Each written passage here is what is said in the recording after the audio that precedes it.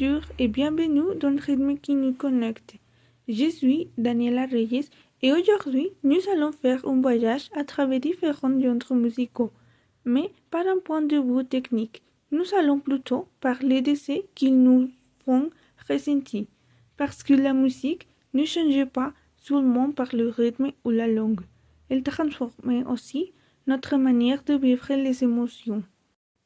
Commençons avec le reggaeton, un genre souvent considéré uniquement comme une musique de fête, mais avec des artistes comme Bad Bunny, il va bien au-delà. Ces chansons parlent d'amour, du pain du corps, d'identité et même de solitude.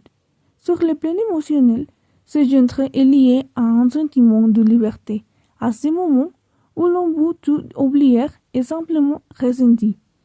C'est une musique qui nous accompagne quand on veut s'évader, mais aussi quand on souhaite exprimer ce que l'on garde à l'intérieur sans filtre.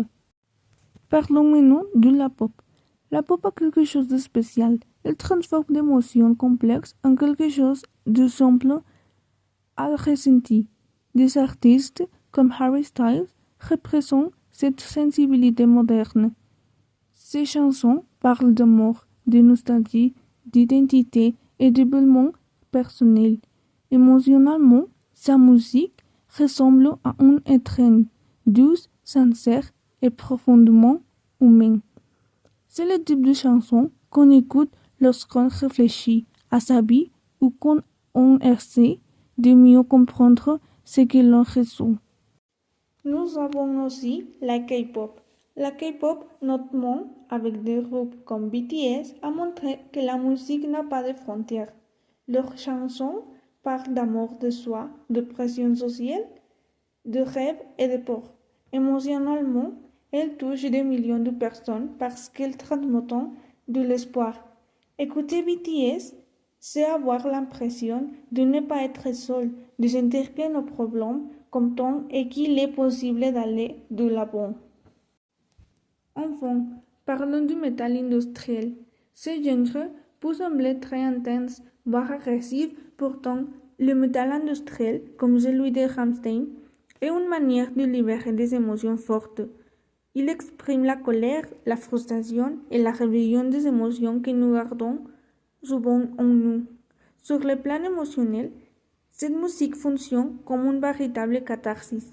Elle permet d'évacuer tout ce que l'on ressent à l'intérieur. Ce n'est pas seulement du bruit, c'est une forme d'expression profonde. Mais si tous ces genres sont différents, ils ont quelque chose en commun. Ils nous font ressentir des émotions. Que ce soit en dansant, en pleurant, en réfléchissant ou en créant, la musique trouve toujours une façon de nous toucher. Et c'est peut être pour cela que le plus important n'est pas ce que l'on écoute, mais ce que cette musique réveille en nous.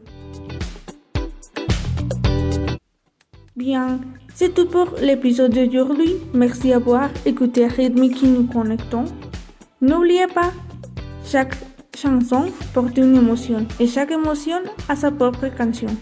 À très bientôt pour un prochain épisode.